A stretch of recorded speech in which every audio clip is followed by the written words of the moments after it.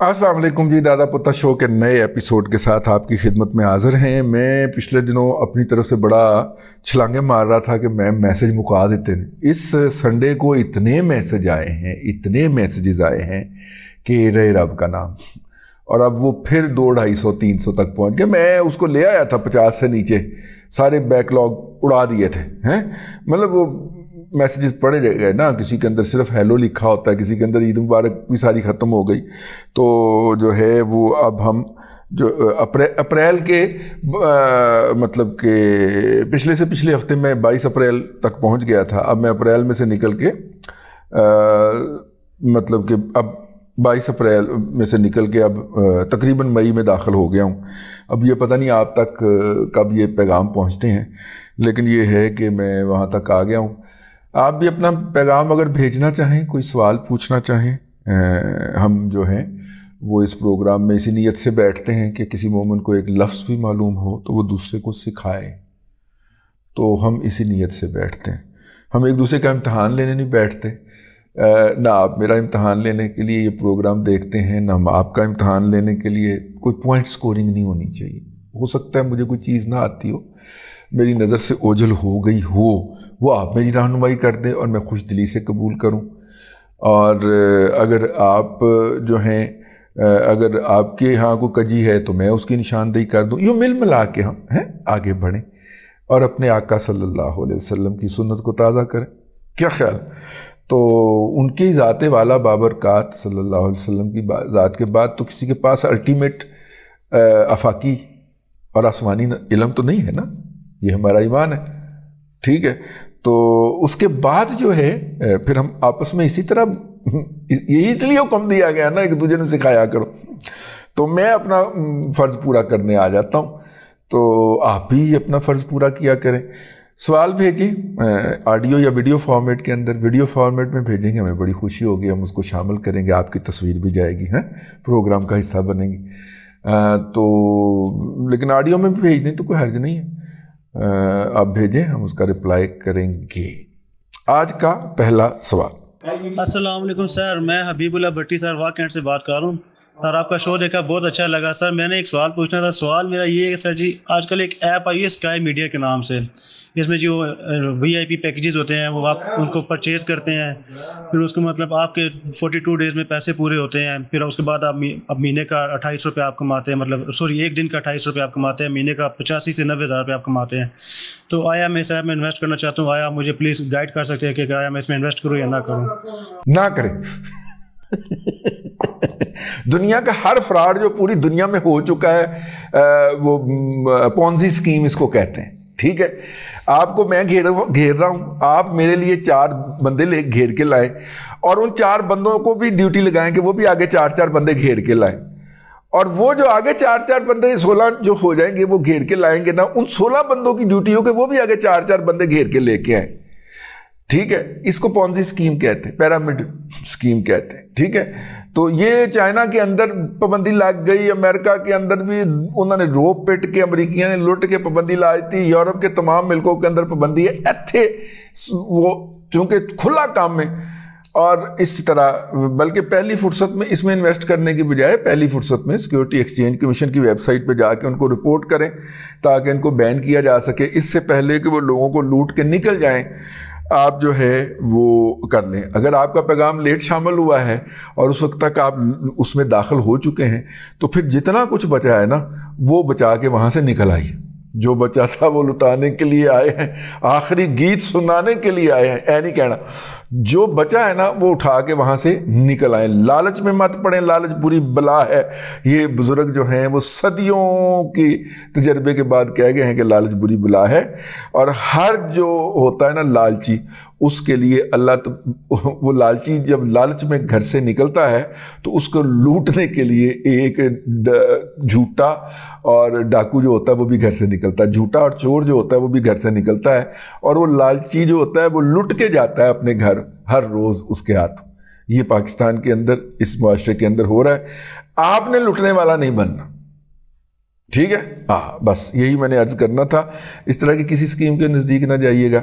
ये बहरहाल बड़ी अट्रैक्टिव नज़र आती हैं, लेकिन अगर किसी कारोबार के अंदर 2 बंदे जीतने वाले हो और 98 बंदे जो हैं वो नुकसान करने वाले हों, ठीक है ना, तो वो कारोबार तो ना हुआ, वो तो जुआ हुआ ना। क्या ख्याल?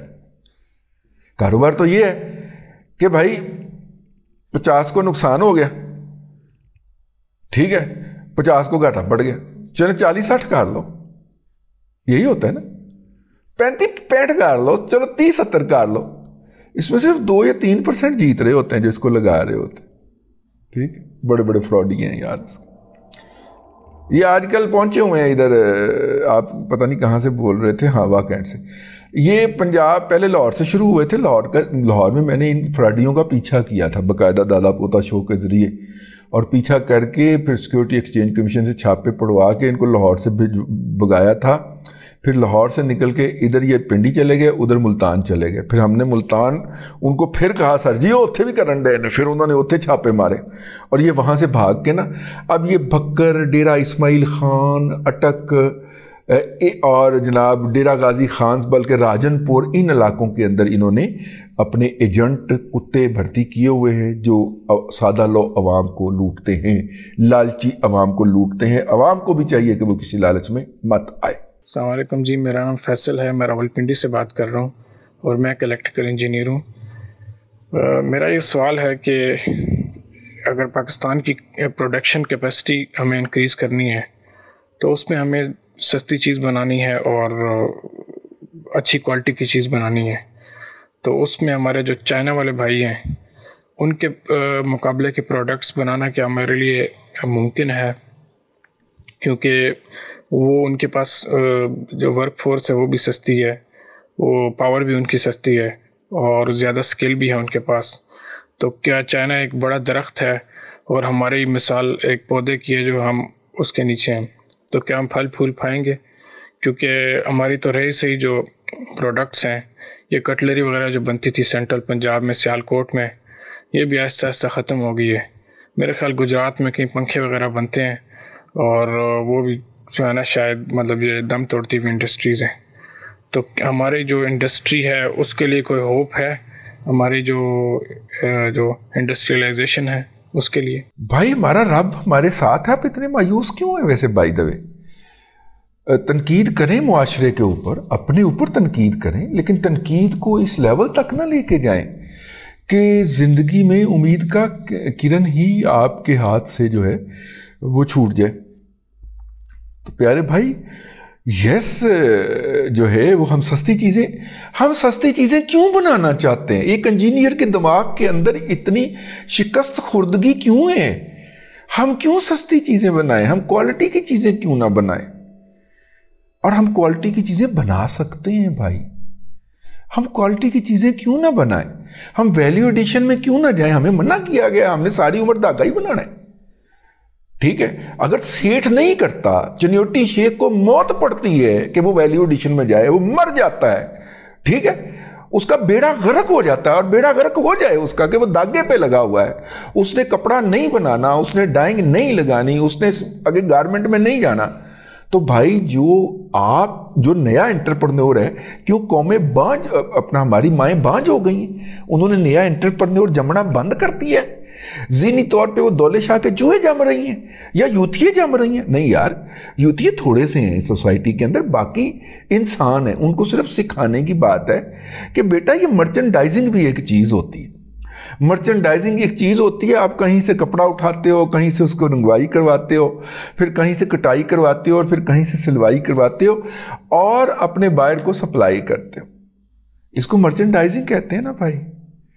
और मर्चेंडाइजिंग का कोर्स लाहौर में मुफ्त होता है, हमने बच्चों को वहां पे नहीं भेजना। L block market, L block Gulberg के अंदर इंस्टीट्यूट है प्रैगटी का, प्रैगमिया का, Pakistan readymade garment manufacturer and exporter association वालों ने एक इंस्टीट्यूट बनाया हुआ है, मुफ्त कोर्स करवाते हैं 6 महीने का मर्चेंडाइजिंग का, ठीक है। इंटर के बाद बच्चा वो कर ले और उसके बाद 2-3 साल की स्ट्रगल के बाद अच्छा भला करोड़ों की एक्सपोर्ट में जा सकता है वो, लेकिन नहीं करना, सीधे रास्ते जाना ही नहीं। इंजीनियर बनना है तो नौकरी करनी है यार, और फिर कहना ऐ मुल्क तरक्की नहीं कर सकता। बड़ी मायूसी, बड़ी मायूसी। क्यों? उन्होंने 3 रत्तां सन या 4 हत्थ सन, چینیاں دے کیوں ترقی کر گئے نے تے اسی نہیں کر سکتے؟ کمال ہے یار، کم نہیں کرنا نا بھائی. آپ کو نئی ٹیکنالوجی پڑھنی پڑ جائے گی. جو UETC آپ پڑھ کے آئے تھے وہ تو obsolete تھا. دنیا کے اندر آپ کی ٹیکنالوجی، پتہ نہیں آپ کون سے انجینئر ہیں، میں اس کے حوالے سے بات کر لیتا. آپ کی ٹیکنالوجی بہت آگے گزر گئی ہوئی ہے. UET وہ پڑھاتا ہے کہ جب وہ پینسل کو ایسے ایسے کر کے تو ایسے لائن لگاتے تھے، ٹھیک ہے. اب مسئلہ یہ ہے کہ گرافک ڈیزائننگ آ گئی ہے. گرافک ڈیزائننگ کے اندر صرف ماؤس سے کام چل رہا ہوتا ہے. تو وہ مسئلہ ہے میرے بھائی. اس لاہور شہر کے اندر ایک ایسا بھی ادارہ قائم ہے جس کے اندر سب سے زیادہ انجینئر جاب کرتے ہیں، اور وہ انجینئرز جو ہیں وہ لوگوں کو دنیا بھر کے اندر فیکٹریوں کے ڈیزائن بنا کے دیتے. آپ کی فیکٹری کہاں پہ لگے گی، کیسے لگے گی، اس میں کون کون سا، کس مشین کو کون سا پیچ لگے گا، ایک ایک پیچ تک کی وہ سٹڈی بنا کے دیتے ہیں. اور ایک وہ ہوتی ہے اس کی USB جو وہ ان کو دیتے ہیں، اور کروڑوں روپیہ لیتے ہیں اس کا. میرے خیال 250-300 انجینئر ہیں، 2,500 انجینئر، یعنی ایک جگہ پہ سب سے زیادہ انجینئر اگر کسی جگہ پہ کام کرتے ہیں تو وہ یہ لاہور کے فیروز پور روڈ پہ واقع، میرے نام بھول گیا میرا، اپنا رزاق داؤد دی کمپنی، ٹھیک ہے، کیڑی کون ہے کوئی، ٹھیک ہے، اس کی کمپنی ہے بھائی. وہ بہت سارے سینٹر آف ایکسیلنس سے ایڈی ساری ٹیڑی ٹا دیتی جائے. تسی زیادہ انڈین فلماں ویکھدے ہو نا، ہے نا، اور یوتھیے بھی ہوو گے تسی یقیناً، یا کم از کم یوتھیاں دے تسی وکٹم ضرور ہو، انہاں دا پروپیگنڈا ضرور سنتے ہو، ٹھیک ہے. ہمیں اپنی مینوفیکچرنگ بڑھانے کی ضرورت ہے. یس، ہمارے مینوفیکچرنگ کے پروسیس نہیں بن سکے 75 سالوں میں، یس، لیکن یہ نہیں کہ بن نہ سکیں، بنائے جا سکتے.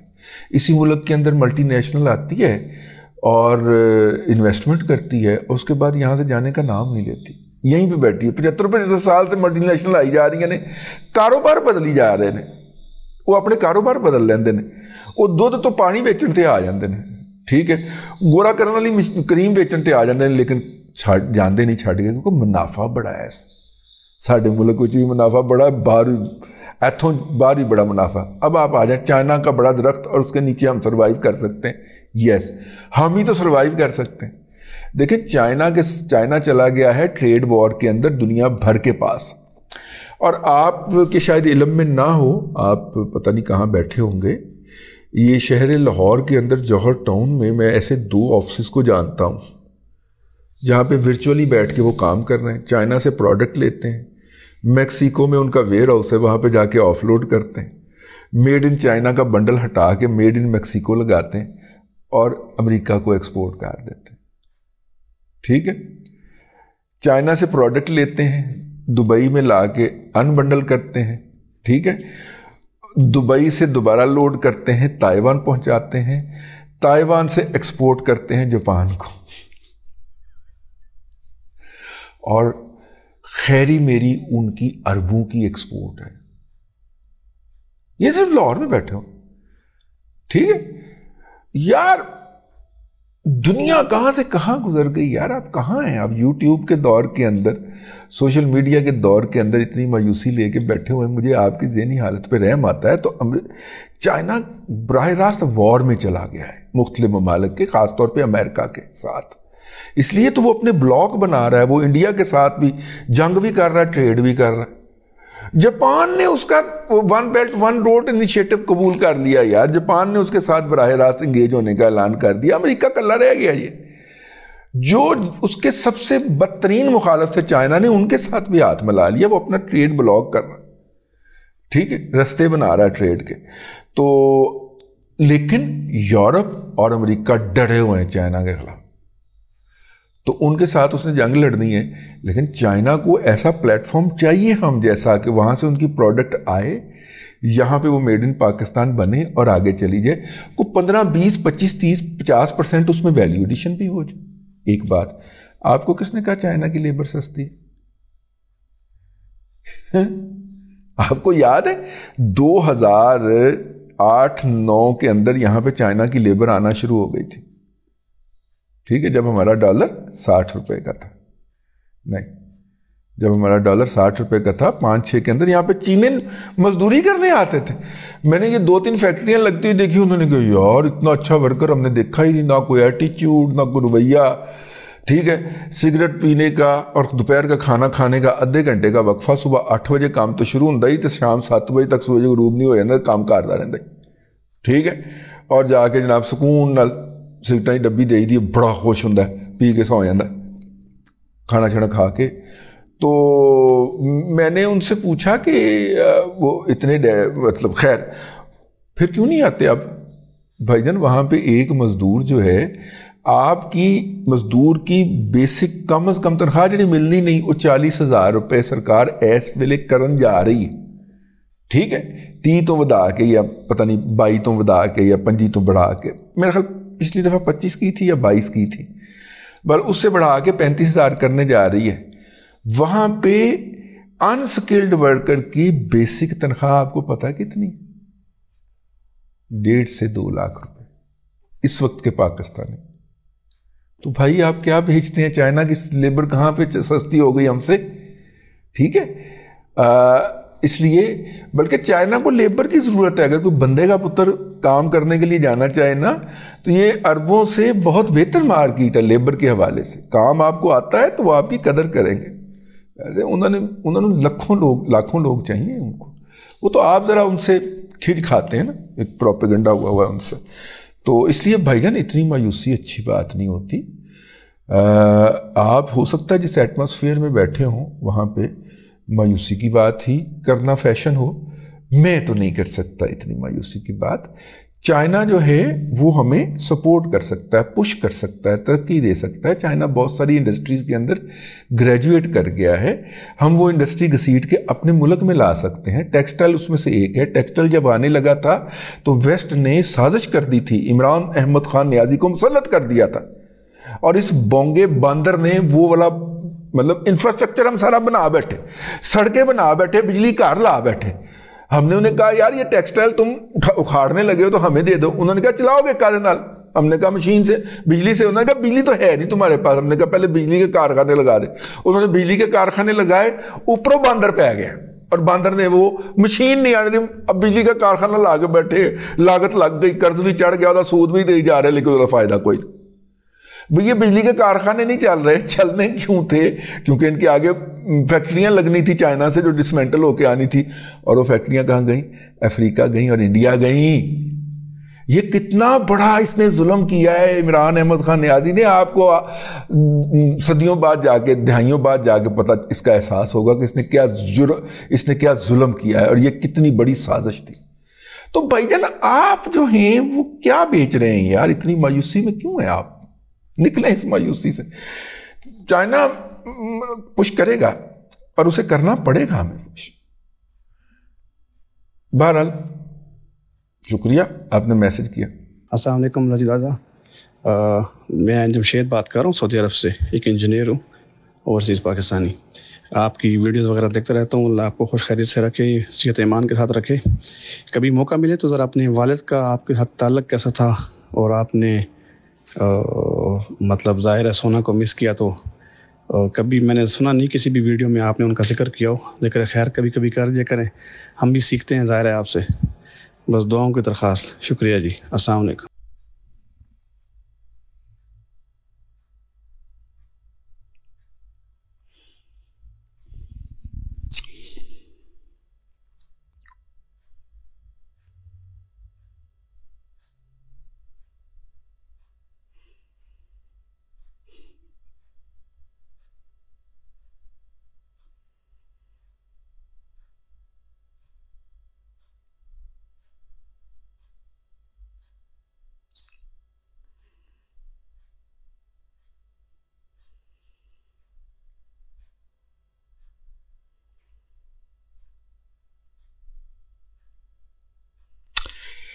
دیکھیے یہ بہت ساری چیزیں جو ہوتی ہیں وہ شیئر کرنے کے لیے نہیں ہوتی.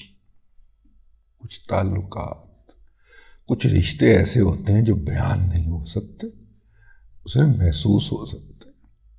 ٹھیک ہے, ہو سکتا ہے ہم 7 بہن بھائی تھے. ہو سکتا ہے ساتوں کو ہی انہوں نے یہ احساس دلایا ہو کہ وہ اس سے سب سے زیادہ پیار کرتے تھے، لیکن میرے والد نے مجھ سے بہت پیار کیا. اچھا پھر وہ اللہ لوگ آدمی تھے. 5 وقت کی نماز انہوں نے پڑھی ہے ہمیشہ ریگولرلی. آخری 3-4 سال نہیں پڑھتے تھے تو میں نے وجہ پوچھی تو انہوں نے کہا کہ مجھے رکعتیں بھول جاتی ہیں تو میں تسبیح کرتا رہتا ہوں، فرائض پڑھ لیتا ہوں کوشش کر کے، لیکن باقی میں تسبیح کرتا رہتا ہوں.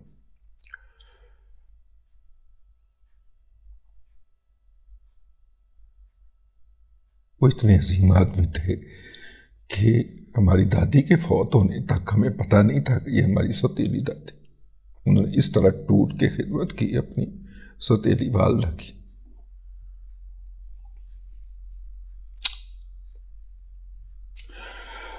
لیکن بہرحال ایسی باتیں شیئر کرنے کے لیے نہیں ہوا کرتی.